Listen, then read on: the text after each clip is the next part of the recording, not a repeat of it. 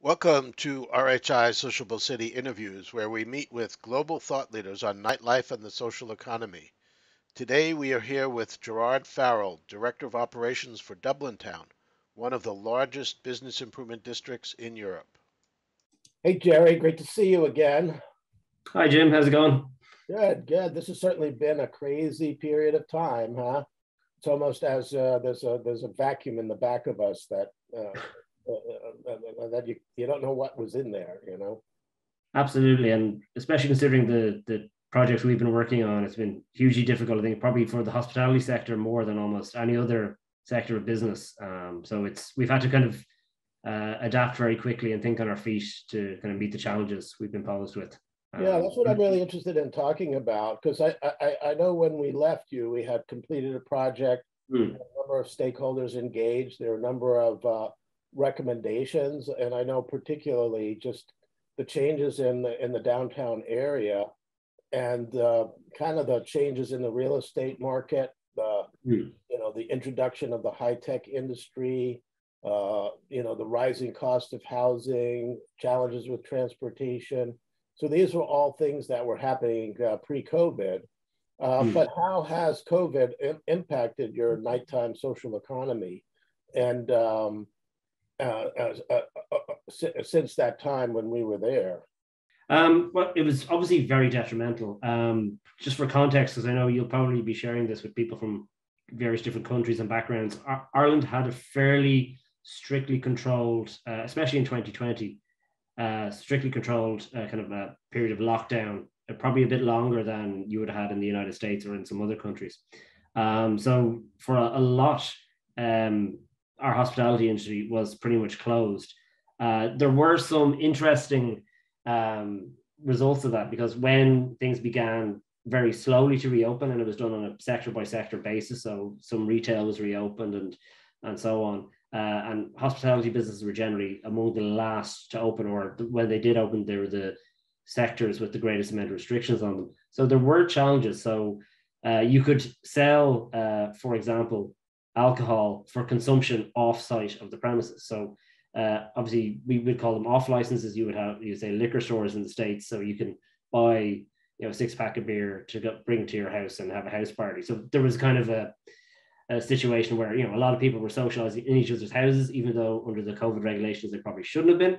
But then there was also a challenge where all pubs and bars in Ireland effectively have an off-sales license, that if you go in, you can buy a bottle of beer and say, well, I'm taking that home to consume back in my apartment.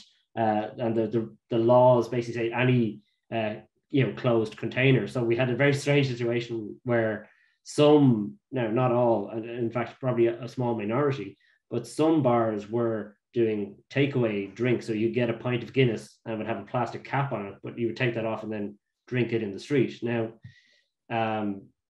it's not illegal to drink on the street in Ireland as a country, but we have city bylaws which prevent the consumption of alcohol in a lot of places. But because this was happening on a larger scale than previously dealt with by the Gardaí, our police force, it created quite a few challenges, and there became quite a few hotspots. And especially, understandably, young people who hadn't seen their friends in months meeting up, especially last summer and so on, when they were able to get out initially, just going to streets where there were 2 or 3 bars within the area that were doing these takeaway drinks, or going to an off license and buying bottles and cans of alcohol, and then consuming them in those places. And look, being honest, there was probably a little bit of other substance use as well. We've got increased use of nitrous oxide. I don't know if that's these small little canisters, gas canisters that people are using to get a high from. We go to the dentist. The dentist do that to had my tooth pulled out, and so it's actually quite a pleasant feeling. And you basically say, go ahead, do whatever you want, Yeah, so you have a lot of mostly young people, but not all, kind of using that as well as using alcohol at the same time. So that was a particular fad that existed pre-COVID, but just seemed to become more popular in usage. I remember when I was there, you had some very organized outdoor seating. And Yeah. the pubs would bring out little really nice decorative barriers and set up the tables, and then they would take them in at night. So were there accommodations for more of those types of seating arrangements? Yeah, thankfully, a lot of that was done. So we've had quite a significant increase in the amount of space given over for pedestrian movements, so wider footpaths, some pedestrianisation of whole or streets or part of streets in the city centre. So reduction in car traffic and so on, traffic calming measures. But a lot of that space has been given over to outdoor seating areas. And in fairness, it's something we've lobbied for, and we were lucky, we're happy to achieve that.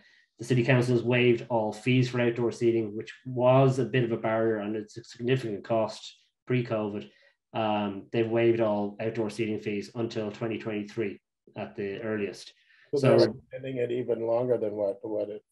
Exactly, and quite even apart from that, for the purchase of the furniture or awnings and windbreakers and so on, there was grants as well. So there was grants made available through Fáilte Ireland, who are a tourist agency who, I suppose it was a strange situation. They had very little incoming tourism, but because they had a certain focus around the hospitality industry, they were kind of pressed into service to support the hospitality industry through a grant scheme, which is administered by the local authorities, the local councils around the country. So you could apply for, I think, a scheme for outdoor seating, and it would cover up to 70% of the cost. There was a local tourism office that. Yeah. They tend to more or less use their funds for marketing purposes, but marketing and events and that, which obviously couldn't happen. So they were redirected into kind of different business supports and things like that. So that may be a positive outcome to this whole COVID, is more of that cafe society with the outdoor seating and more of the pedestrian life. And I think that the public, the Irish public, have now, I think they always enjoyed sitting outside a bar or a restaurant. It's become more popular now. It's been more embraced now. And I also think that certain sectors of society probably feel safer or more comfortable sitting outside. Even at the moment, it's December now, it's cold outside. Like I was saying, we had a bad kind of stormy couple of nights and things like that. It's only like 4 degrees Celsius today, looking at my thermometer this afternoon. So it's cold out there, but a lot of places still have outdoor seating, and they have heaters, and they have different things like that, so that people can sit outside in a nice ventilated space and still be relatively comfortable. Are there restricted hours? Do they limit the amount of time? Because you had some residential in the area, and I would suspect even the hotels that are downtown.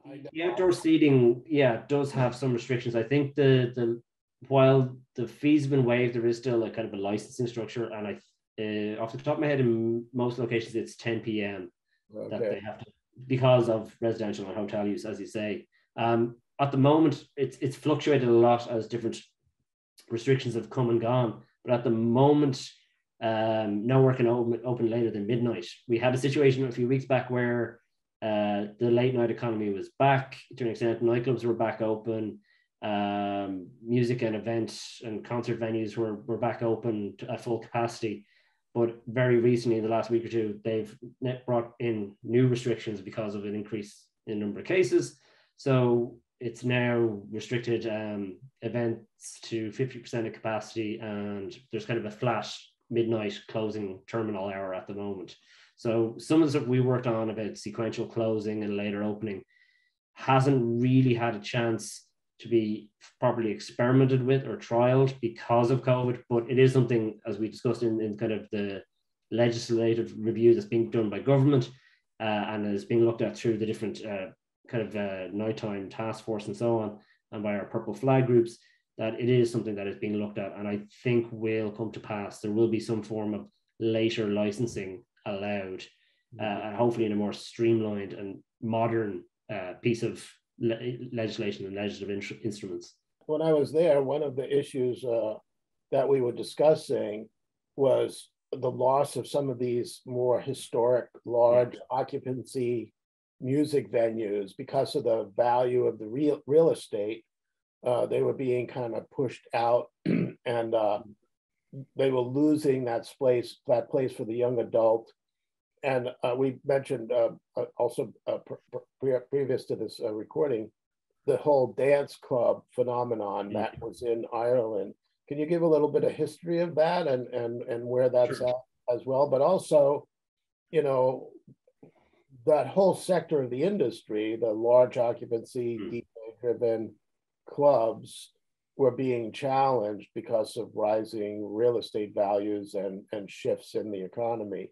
So where do you see they'll emerge after COVID? And talk a little bit about the dance hall license. Sure. Well, that issue around the loss of certain kind of historic and cultural spaces, the challenges faced by nightclubs, that's all very topical at the moment, partially because any sort of nightclub, late bar, event, concert venue, live music venues have been facing very serious challenges. There's been a lot of discussion about the fact that even though the highest rate of cases of COVID and transmission is actually in school age children, young school age children, looking at stats even for today, it's between 5 and 12-year-olds, that the first restrictions brought in are for nightclubs, which obviously, one group you're not going to find in a nightclub is 5 to 12-year-old children, or you shouldn't, certainly anyway. I don't know any nightclub that lets in 6-year-olds.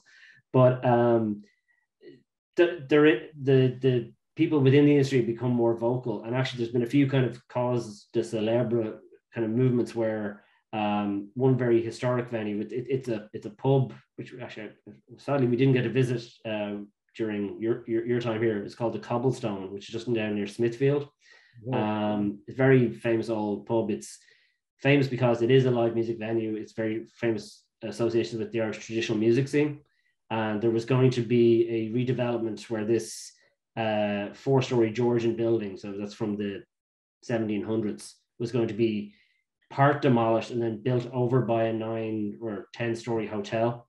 And there was a kind of huge public outcry because the rear of the pub was a live music venue, and that was going to be demolished. And I think an unprecedented, like 7,000 objections to the planning permission application were lodged.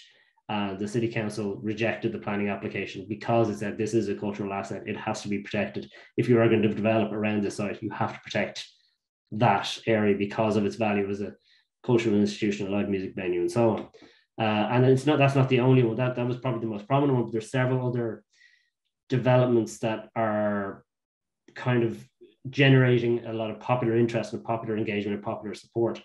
Going back, part of the legislation review that's underway, I'll send you the link to that if you want to share it with people to see kind of the questions that are being posed by our Minister for Justice and the feedback that's being sought, is a repeal of the old Public Dance Halls Act of 1935, which is a very restrictive piece of legislation, which is basically brought in at the time because there was kind of a moral panic about what was considered, foreign music, and foreign music was anything that wasn't Irish. And there was a particular fear about jazz music because you had jazz bands coming over mostly from Britain, but also sometimes from America, or people playing jazz records. And it was felt that this music was too, and there was horrible phraseology and quite racial phraseology used at the time, that this was animalistic, or this was music from, inverted commas, the jungle, and that it was too licentious and it was basically damaging public morals. So it is a very outdated,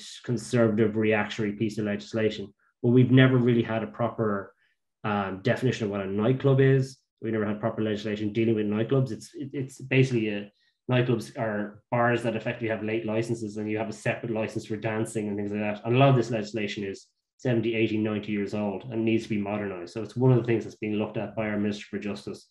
Thankfully, I think the work that we did together, the lobbying we've done, the lobbying done by people like Sunil and others, to give us the Night Group, different other kind of interested parties, has created this conversation and generated a bit of change. So I'm optimistic that we are going to see a serious modernization of these challenges. And unfortunately, the other stuff you mentioned as well, Jim, I mean, the costs for commercial rent and for private residential rent is still astronomical. I think Dublin is now the 6th most expensive city to rent an apartment in the world. So it's just behind, I think, Singapore, and one or two other. I think it might be behind Singapore, New York, San Francisco, and possibly London. It's ridiculous. It's very difficult out there for anyone renting. I know we also had a lot of conversations about the Garda police, and how has all of these kind of changes with more expanded outdoor dining, the public drinking, where do you see the future of the whole policing nightlife if all of these things remain in place, of these modernizations? How do you see the police or other kind of what we call code compliance entities being better organized or working together differently than pre-COVID? I see it as being beneficial because what COVID did, it presented a lot of contradictions or challenges within the legislation that existed but weren't really an issue and therefore didn't really have to be addressed. So I this situation where any bar or pub can sell alcohol for consumption off the premises, which is defined by being 100 meters from the pub. So imagine there are streets in Dublin where there might be 5 or 6 bars along the length of the street. So you could buy your container of beer in one bar, go 100 meters up the road, be standing outside another bar, and consume it with impunity on the street. So how can you tell where you bought the drink and all this sort of stuff? So what I don't want to speak on behalf of the Gardaí, but I think what my understanding and the kind of conversations I had with them at the time is they want clarity and certainty of what is there for them to enforce. So a lot of this stuff was kind of left to discretion, which again perhaps reads a little certain amount of inconsistency, because Garda Murphy might say, well, that's not really an issue, but Garda Kelly might think, oh, actually it is a bit of a problem. So whereas if there's clear and transparent pieces of legislation to say this is acceptable in this circumstance or this isn't, then it's easier for the Gardaí. So I think what they want is just clarity about what their role is and stuff that isn't being left to their discretion or to a more vague or broad interpretation. All right, well, we're at the end here, and we like to get like a short quote. We're going to try to collect all these little, what is Dublin's nightlife, social economy going to be like in 18 months? If you could look forward 18 months, well, what do you think it will be? So this is your quotable quote. So we're going to pull it out and use it as your prediction. And then one day we'll look back and see how accurate you were. I think there will be positive and perhaps even radical changes, and I mean that in terms of improvement. I think there is a pent-up demand. I think we've seen that anytime that people have been able to go to concerts or sporting events or nightclubs, there's a huge demand for people to go out and socialize and see each other, because for so much of nearly 2 years now we've had to keep away from each other. So I think the demand there when we're finally through all this is going to be absolutely huge. And I do think that given that time away, people have had a chance to kind of think about what they want for their city and what they want for their nightlife and their day life and their hospitality offering. And I do think that they will bring about that change. And I think the crucial thing is that the agencies, government, local, national government, the other state agencies have come to understand this. And I think there's goodwill towards the hospitality industry because they know they've struggled in this period. And I think there is an appetite to basically change the industry and support the industry for the better, to deliver what the people want and also to make the city attractive as a destination to live in, to work in, to study in, to visit. So I'm cautiously optimistic. If we get through this, Jim, and get out the other side, I think if you came to Dublin in 18 months' time, I think it'd be a very vibrant, very attractive place to be. Well, thank you, Gerry. You're really becoming more of a sociable city, right? Sociability is really what it's about. I think that's what we lost in this whole period, is not so much a place to go out and drink, but rather a place for us to socialize. And I think people we're social creatures. We miss that. We miss seeing each other. And I think most people I know just can't wait to get out and feel happy and safe and secure and enjoy themselves with their friends. Yeah. Well, this has been great, Gerry, and I wish you luck, and let's keep in touch. I suggested to Richard that you guys come to DC if at all possible, but at some point we'll cross paths again. Absolutely, Jim. Great to see you. We've got our vote early next year, so if we get through that, I'm hopeful that we'll be able to get in the situation where we're able to go back and travel a bit and go to conferences and share learnings and expertise and insights with people who are doing kind of our job from around the world. And it's one of the perks of the job, absolutely, you know. Okay, well, thank you and have a good day.